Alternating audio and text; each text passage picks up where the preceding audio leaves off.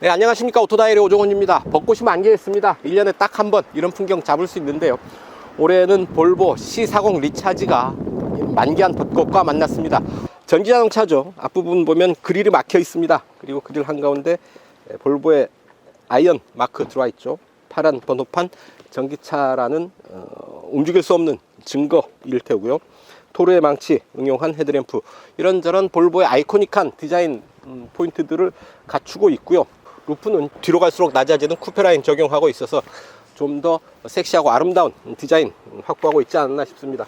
뒷부분 보시면 이 부분 충전구 설치되어 있고요. 앞뒤 타이어 사이즈가 다릅니다. 앞에는 235 45R 20, 뒤에는 255 40R 20 사이즈의 컨티넨탈 타이어 적용하고 있네요.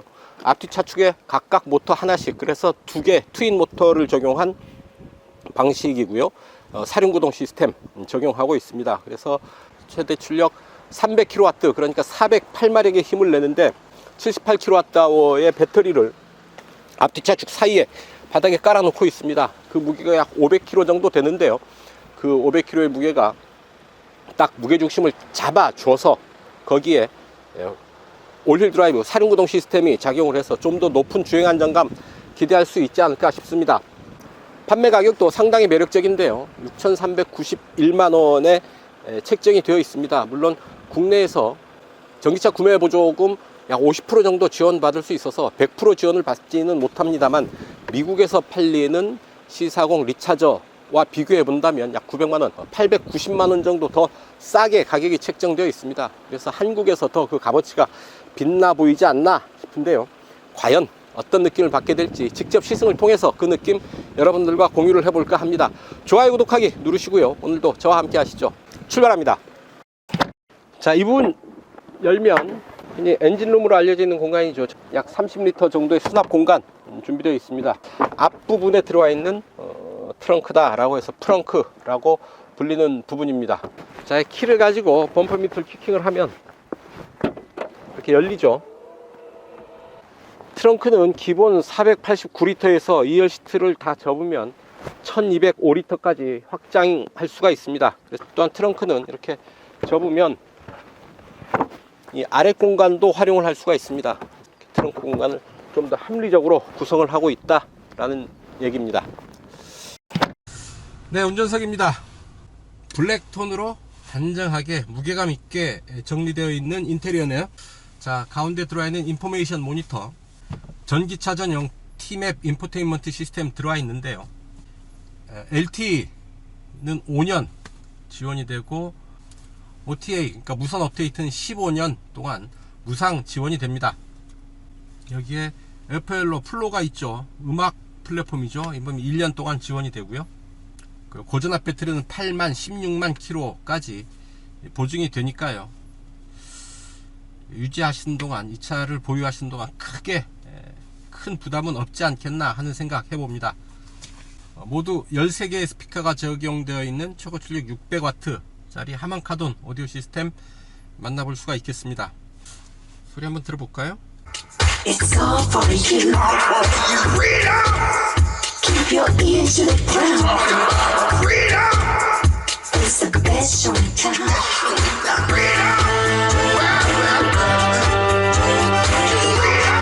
야, 실내를 꽉 채웁니다. 소리를 최고로 높였는데도 음이 찌그러지지 않고 살아있습니다. 입체감 있는 소리 들을 수가 있고요.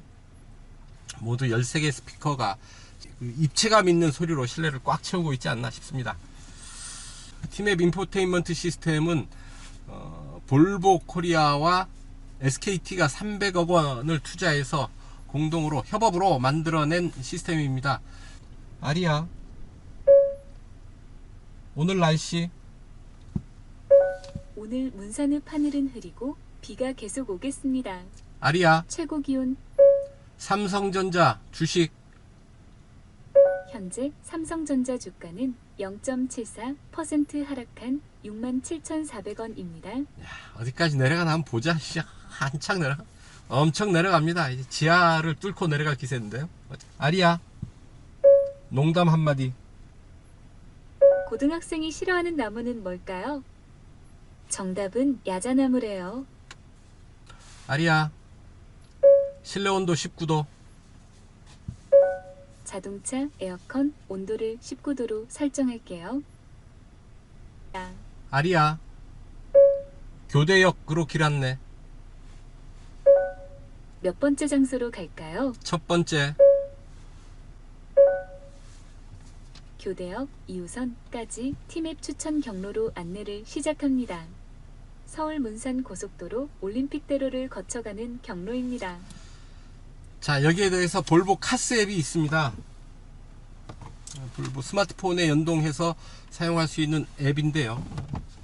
볼보 카스 앱을 스마트폰에 깔아서 이 차의 배터리 충전 상태, 주행 가는 거리, 출발하기 전에 실내 공조 작동하는 등의 기능들을 수행할 수가 있죠. 실생활 속에서 좀 더 유익하게 이 차를 활용을 할 수가 있게 되는 겁니다. 이제 자동차가 단순한 자동차가 아니라 하나의 디바이스로서 작동을 하는 거죠. 모바일끼리 연동을 해서 서로 기능을, 다양한 기능들을 활용을 하게 되는 단계까지 이루고 있는 겁니다. 블루투스 플레이, 플로, 이건 음악 플랫폼이죠. 음악을 들을 수 있는 그런 서비스를 1년 동안 지원합니다. 아리야, BTS 노래 듣자.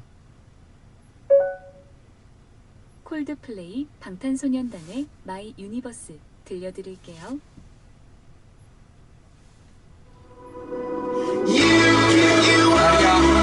아리야, 아이유 반편지 틀어줘. 아이유의 반편지 들려드릴게요. 자, 이렇게 음성으로 불러서 원하는 곡을 신청을 하면 들려줍니다. 이 플로, 그러니까 음악 좋아하시는 분들은 이 플로 서비스 상당히 유익하게 사용할 수 있는 부분이 아닐까 싶습니다. 주행거리 어시스턴트, 여상 주행거리, 지금 배터리 잔량으로 갈 수 있는 주행거리 230km입니다. 레인지 옵티마이저, 주행거리 최적화를 켜면 쓸데없는 에너지 활용을 최적화해서 주행거리를 좀 더 느릴 수가 있겠죠. 주행 모드를, 오프로드 모드를 선택을 할 수가 있습니다.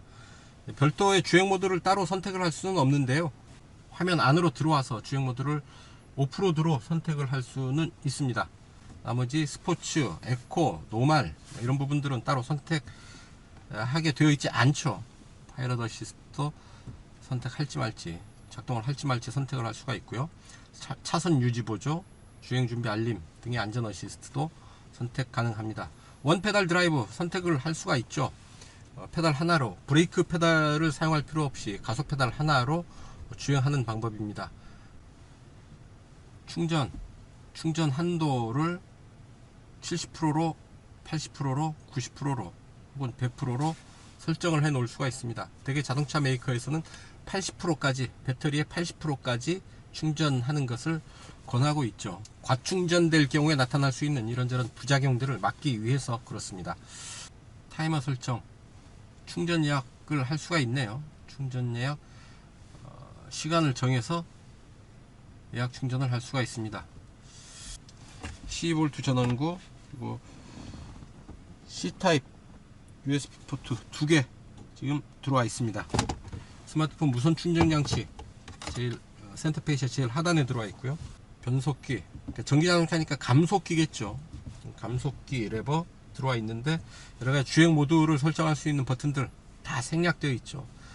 여러가지 조작 버튼, 스위치류들을 최소화한 디자인을 적용하고 있습니다. 이 부분에 볼보 온콜 서비스 있습니다. SOS 버튼 있고 온콜 서비스 있습니다. 2초 동안 누르면 비상전화를 걸 수가 있는 거죠. 아이고, 이거. 자, 자동차 국제원센터. 아이고, 죄송합니다. 이것저것 눌러보는 중에 잘못 눌렀어요. 죄송합니다. 아, 네, 예. 알겠습니다. 예, 수고하세요. 네. 이렇게 SOS 버튼을 눌러서 비상시에 긴급 지원을 요청을 할 수도 있고요. 그렇게 급하진 않은데 차에 이런저런 정비가 좀 필요할 것 같다. 옆에 있는 온콜 버튼을 누르면 되겠습니다. 룸램프는 이렇게 손가락을 가볍게 갖다 대면 껐다 켰다 할 수가 있네요. 자, 12.3인치 디지털 디스플레이, 그러니까 계기판이죠. 12.3인치 디지털 계기판 보겠습니다. 두 개 모드로 볼 수가 있습니다. 이렇게 내비게이션이 펼쳐져 있는 모드, 그리고 캄 모드죠. 내비게이션이 사라진 모드, 두 개의 모드로 볼 수가 있을 테고요. 이 심플하게 계기판 구성을 하고 있지 않나 싶습니다. 패들 시프트도 없고요. 계기판에 올라오는 정보도 최소화한 것 아닌가 싶은데요. 자, 스티어링 휠 하나, 둘, 2.5회전 하네요. 차체 사이즈에 비해서 딱 좋은 정도의 스티어링 휠 락투락 조향비 아닌가 싶습니다. 앞에 이런 대시보드에 이런 무늬 토포그라피 데코 패널이라고 하는데요. 스웨덴의 북유럽의 그 아주 산들의 지형에서 본뜬 패턴을 적용한 데코레이션, 좀 더 굴곡과 입체감을 준 패널 앞부분에 적용하고 있고요. 글로우 박스 들어와 있습니다. 자, 이 부분 지붕과 프론트 윈드실드 사이에 틈이 좀 벌어져 있네요. 손가락이 좀 드나들 수 있을 듯 하고, 재질의 단면도 만져지고요. 이 부분 좀 더 고급스럽게 잘 마무리할 필요는 있어 보입니다. 자, 운전석 이 정도 살펴보시고요. 잠깐 뒷좌석 보고 가겠습니다. 뒤로 갑니다. 네, 뒷좌석입니다. 제가 앉았던 그대로 운전석 두고 왔고요. 무릎 앞으로 주먹 2개 여유있게 들어가죠. 차급에 비해서 비교적 여유 있는 뒷좌석 공간 확보하고 있는 게 아닌가 싶네요. 머리 위로도 손바닥 2개 겹쳐서 여유 있게 드나듭니다. 이 정도면 컴팩트 SUV 치고는 상당히 여유 있는 실내 공간 확보한 게 아닌가 싶고요. 뒷창 원버튼으로 내려가고요. 이 정도 남겨놓고 열리네요. 시트 왼쪽 아래로 아주 작은 수납 공간이 준비되어 있습니다. 그러니까 시트와 도어 패널 사이에 이 좁은 공간에 또 하나의 별도의 수납 공간 준비되어 있다라는 얘기고요. 센터 터널이 상당히 높죠. 제 손바닥 높이 정도의 센터 터널이 들어와 있습니다. 전기차 전용 플랫폼이 아니다 라는 얘기죠. 컴팩트 모듈러 아키텍처 CMA 플랫폼을 적용을 하고 있다 보니까 기존의 내연기관 차와 플랫폼을 공유하기 때문에 이런 센터 터널 같은 부분들이 그대로 드러나 있지 않나 싶습니다. 암레스트 내리면 2개의 컵홀더 있고요. 자, 그리고 뒷좌석은 이렇게 6대 4로 접을 수가 있고요. 스키스로 공간 이렇게 넣을 수가 있는 거죠. 스키스로 공간을 확보하는 건 좋은데 이 부분이 좀 복잡하고 편리하게 이용할 수 있는 공간은 아니다 싶네요.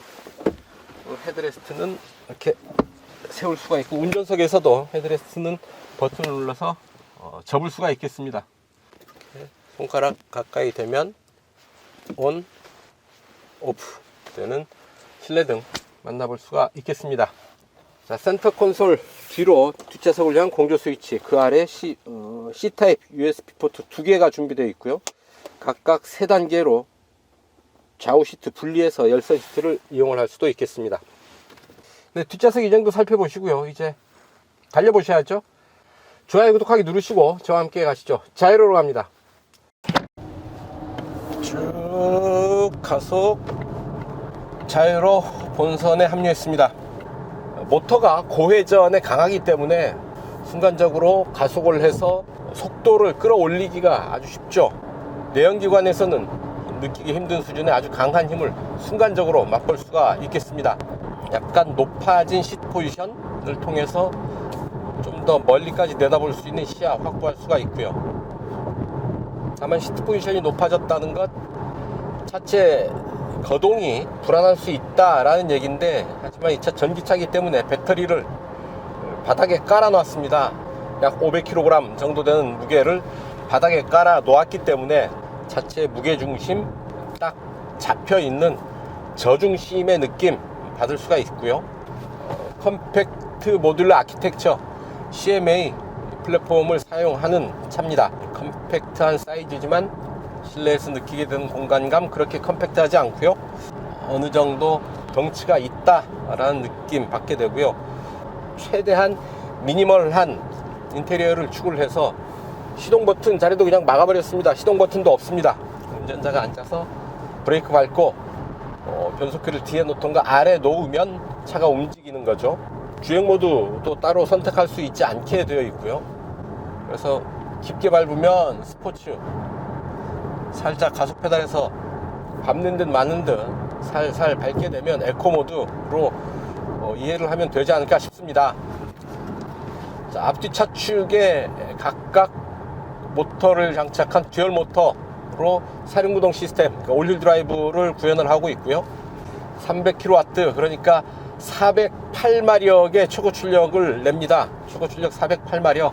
전기차가 되면서 400마력, 이 고출력이 상당히 흔한 경우가 됐어요. 엔진차라고 한다면 10마력, 20마력 출력 끌어올리기가 쉽지 않은데, 전기차가 되면서 모터 하나 200마력, 두 개 400마력 정도의 힘은 쉽게 만나볼 수 있는 그런 힘이 되고 있습니다. 사륜구동을 적용하게 되면 두 개의 모터를 사용하게 되고요. 두 개의 모터를 사용하게 되면서 출력이 그만큼 더 커지게 된다라는 얘기죠. 이제 전기차 시대에는 사륜구동은 고성능, 이런 인식이 굳어지게 되지 않나 싶습니다. 제한 속도에 맞춰서 파일럿 어시스트 세팅을 하고요. 스티어링 휠에서 잠깐 손을 떼봅니다. 오른쪽으로 이제 돌아 나가는 길입니다. 아주 부드럽게 여유 있게 차로의 중앙을 잘 유지하면서 움직이고 있죠. 오른쪽 구분길 지나서 다시 왼쪽 구분길인데요. 왼쪽 구분길로 아주 스무스하게 조향에 개입하고 있습니다. 경고만 없다고 한다면 적어도 자동차 전용 도로에서는 이제 스티어링 휠에서 손을 떼도 되는 단계가 되지 않았나 싶습니다. 초보 운전자의 수준보다는 훨씬 높은 수준으로 조향에 개입하고 있다라는 얘기고요. 당연히 어댑티브 크루즈 컨트롤 적용되어 있죠. 그래서 차간거리 또 유지를 하면서 차선을 벗어나지 않는 비교적 높은 수준의 주행보조 시스템 완성하고 있습니다. 이 주행보조 시스템은 곧 안전 시스템이라고도 볼 수가 있는 거죠. 최대한 충돌을 회피하고 안전을 확보하면서 달릴 수 있게 해주기 때문에 주행보조 시스템이자 곧 안전장치다 라고 이해하면 되겠습니다. 워낙에 엔진 소리가 없죠. 들리는 것 바람 소리 뿐이고요. 노면이 좀 거친 곳을 지날 때 자잘자잘 실내로 파고드는 노면 잡소리 정도가 실내로 들리는데, 내연기관 대비 소음의 수준은 아주 월등하다 라고 말씀을 드릴 수 있겠습니다. 지금 시속 80km, 90km 정도의 구간에서 움직이고 있는데요. 자분자분 목소리 낮춰서 얘기를 해도 편안하게 들을 수 있을 정도가 됩니다. 그만큼 조용하다라는 얘기고요. 편안하게 움직이고 그렇게 거칠지 않고 어느 정도 단단한 느낌을 주는 그런 서스펜션의 느낌 받게 됩니다. 맥퍼슨 스트럿의 멀티링크 타입의 서스펜션 적용하고 있는데요. 자, 사륜구동 408마력의 힘 한번 느껴보실까요? 가속해봅니다. 아우, 그냥 잠깐 밟았는데 금방 속도를 끌어올리죠. 최고 속도는 시속 180에 차단되어 있고요. 그 속도까지는 스포츠카 저리 가라 할 정도의 놀라운 힘, 놀라운 가속감 만나볼 수가 있겠습니다. 그도 그럴 것이 차 시속 100km 가속 시간이 4.7초에 불과하죠. 5초 미만으로 끊습니다. 고성능 스포츠카에서나 가능한 그런 성능을 볼보의 컴팩트 전기차 C40에서 만나본다 라는 얘기죠. 대단하지 않습니까? 내연기관, 그러니까 엔진을 적용한 차라고 한다면 어느 정도의 힘을 끌어내느냐 라는 게 힘과 기술의 상징이었죠. 기술이 없으면 큰 힘 만들어내기 힘들고요. 고속 주행하기가 어렵죠. 하지만 전기차라고 한다면 얘기는 달라집니다. 400-500마력의 힘 뽑아내는 게 크게 어렵지 않고 그 힘을 바탕으로 고속 주행을 하는 것, 고속 주행까지 큰 힘을 끌어내면서 달려나가는 게 그렇게 어려운 얘기는 아니다라는 얘기죠. 전기차라고 한다면 이런 400-500마력의 힘 예사롭게 만나볼 수가 있기 때문에 야, 우리 차 이제 500마력의 힘을 낼 수 있어 라는 게 크게 자랑이 아닌 시대가 되는 겁니다. 니네만 그러냐 우리도 그렇다 라는 얘기고요. 결국은 전기차의 어떤 그 기술력은 어디서 차별화시킬 수 있느냐 하면 결국은 당분간은 배터리 기술이 되지 않을까 싶습니다. 배터리의 사이즈를 얼마나 줄일 수 있느냐, 무게를 얼마나 줄일 수 있느냐, 유래 충전으로 얼마나 더 멀리 갈 수 있느냐, 배터리를 얼마나 더 효율화 시킬 수 있느냐, 전고체 배터리를 누가 더 빨리 만드느냐, 뭐 이런 기준으로 전기차의 기술력이 차별화되지 않을까 싶고요. 좀 더 길게 본다고 한다면 IT 기술과의 접목이겠죠. 여러 가지 다양한 IT 기술, 디지털 기술을 도입을 하면서 얼마만큼 자율운전에 가깝게 다가서느냐, 차 안에서 즐길 수 있는 엔터테인먼트의 요소들이 얼마나 재미있고 다양한 컨텐츠들로 채울 것이냐, 뭐 이런 데서 전기차의 기술력이 차별화되지 않을까 싶습니다. 과거처럼 힘 자랑하는, 속도 자랑하는 시대는 이제 좀 무식한 느낌을 준다고 할까요? 시대에 맞지 않는 옛날의 느낌을 주게 되지 않을까 싶습니다. 바야흐로 이제 그런 전기차 시대가 우리 곁에 이미 와 있는 거죠. 조향의 느낌 아주 빠릿하죠.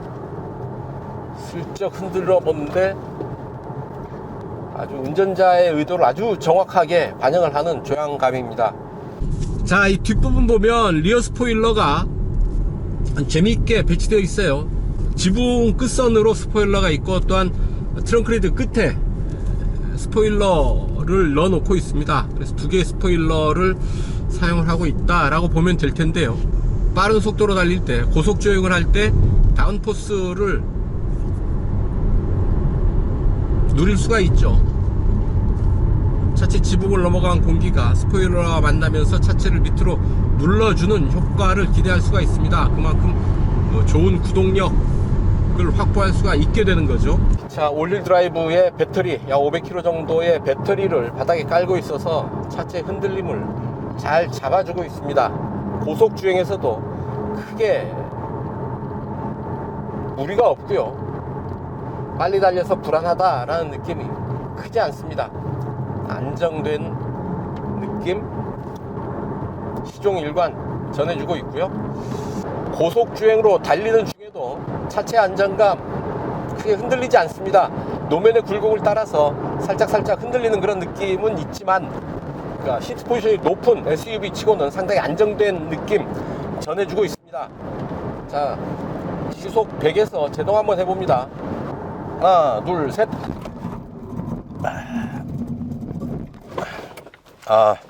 안전띠가 몸을 꽉 잡아주죠. 차가 적극적으로 나를 이렇게 보호해 주는구나 라는 것을 실제로 느낄 수 있는 그런 기회가 되지 않을까 싶습니다. 새벽에 비가 좀 왔는지 좀 젖어 있고요. 급제동을 했을 때 좀 위험할 수도 있는 그런 노면 상태이지만 차가 미끄러지지 않고 잘 제동을 마무리하고 있습니다. 안전띠가 운전자의 몸을 꽉 잡아주고 있고요. 비상등이 스스로 작동을 했죠. 또한 충돌에 대비한 여러 가지 조치들을 하고 있었겠죠. 안전에 관한 한치의 양보도 없는 볼보, 그 볼보의 안전 기술들이 차체 요소에 배치되어 있습니다.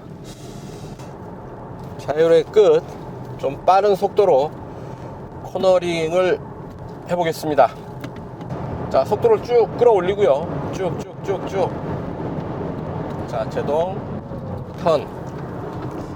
좋습니다. 아주 부드럽게 왈츠를 치듯이 빠른 속도의 급한 코너를 아주 부드럽고 여유 있게 돌아 나갈 수가 있네요.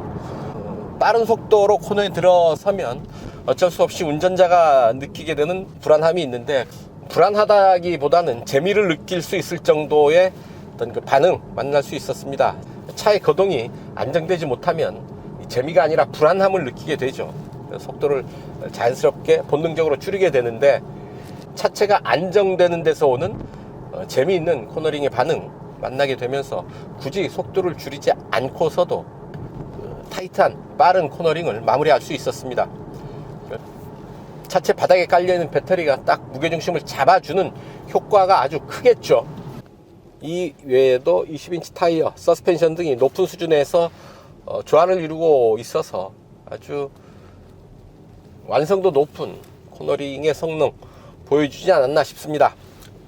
자, 원페달 드라이브를 작동시켜 보겠습니다.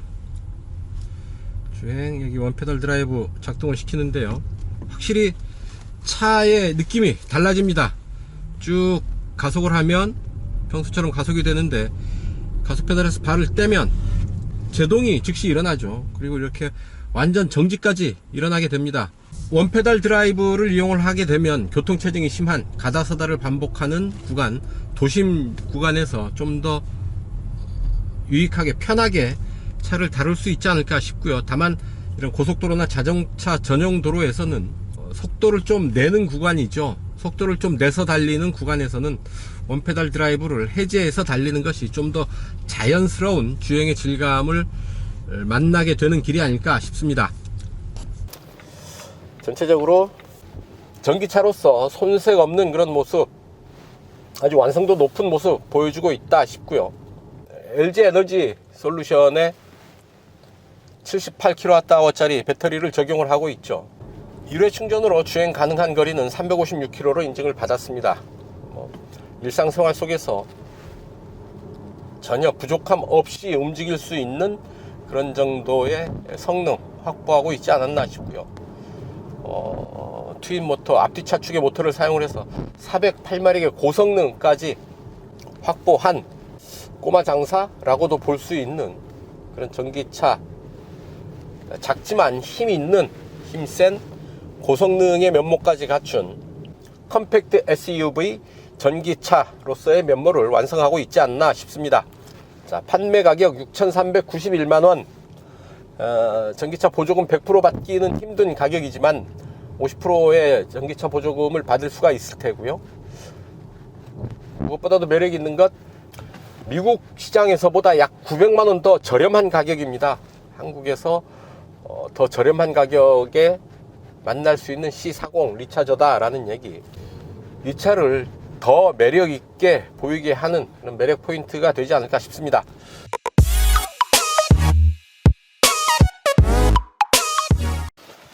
네, 시속 100km 가속 시간과 거리 측정해 보겠습니다. 네, 이 차 최고 출력 408마력, 공차 중량 2160km입니다. 마력당 무게비 약 5.3kg 정도 되는데요. 5초 전후 가속 시간 기대할 수 있지 않을까 싶은데, 메이커에서 밝히는 이 차의 시속 100km 가속 시간은 4.7초입니다. 주행모드 따로 설정할 것 없죠. 다만 에어컨은 끄고요. 자, 하나, 둘, 셋.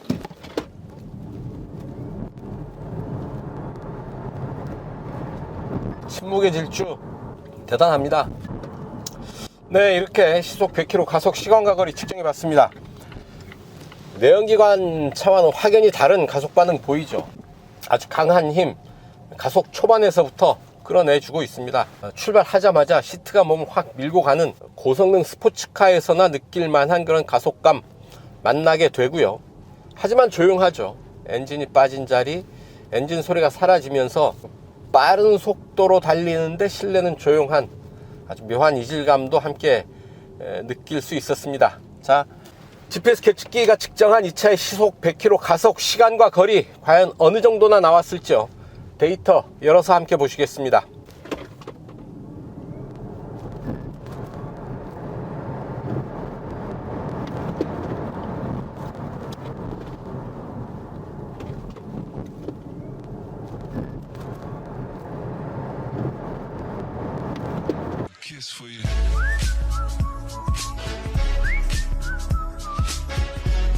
네, 연비 테스트 하겠습니다. 이곳 헤이리 마을을 출발해서 서울 지하철 2호선 교대까지 달려가면서 이 차의 주행 연비 한번 측정해 보도록 하죠. 공인복합 연비는 kWh당 4.1kg로 인증을 받았고요. 외기온도 26도로 좀 더운 편입니다. 에어컨 1단계로 작동을 시키고요. 주행모드 에코가 따로 없죠. 최대한 정속주행, 경제운전을 하면서 높은 연비, 최고 수준의 연비 만들어 보도록 하겠습니다. 자, TM 트립 수동 트립미터를 리셋했고요. 이제 출발합니다. 자, 오늘도 평화로운 자유로 본선에 올랐고요. 돌아가는 길, 이 길 따라서 행주대교 북단까지 달려갑니다. 자유로 따라서 달려왔고요. 이제 행주대교 북단입니다. 자유로 따라서 이곳까지 달려온 연비 15.6kWh per 100km, kWh당 6.5km 전후의 연비 보이는 건데요. 이제 자유로 빠져나가고요. 행주대교 거쳐서 올림픽대로로 이어갑니다. 올림픽대로 따라서 동작대교 남단 유수교차로 진출로까지 달려왔습니다. 이곳까지 연비 100km당 14.5kWh 인데요. kWh당 6.9km 달리는 연비입니다. 올림픽대로 빠져나가서 약 5km 도심주행 거쳐서 최종 목적지 교대역까지 이어가겠습니다. 네, 지하철 2호선 교대역에서 신호대기로 멈춰 섰습니다. 이곳까지의 주행 연비 100km당 14.8kWh 기록을 했네요.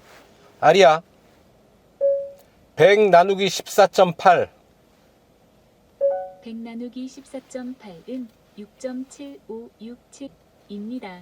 kWh당 6.75km를 달리는 연비 보인 건데요. 공인복합 연비 kWh당 4.1km보다 3km 이상, 3.5km 이상 더 달린 연비 보인 겁니다. 대단하죠. 조금만 더 좋았으면 거의 2배 가까운 연비 기록하는 건데요. 연비 테스트 여기서 정리하겠습니다.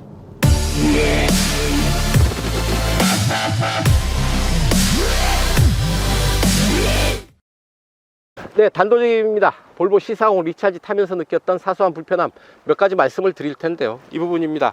스웨덴 국기가 바람의 펄럭입니다. 자, 좌측팬더에 스웨덴 국기 형상을 이렇게 붙여 놓았는데요. 굳이 이럴 필요가 있을까 하는 생각을 해보게 되는 거죠.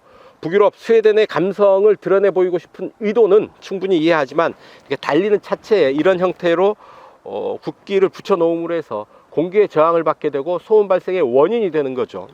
의도는 충분히 이해하지만 굳이 이럴 것까지는 없겠다라는 게 저희 생각입니다. 자, 또 하나 룸미러를 통한 후방시야입니다.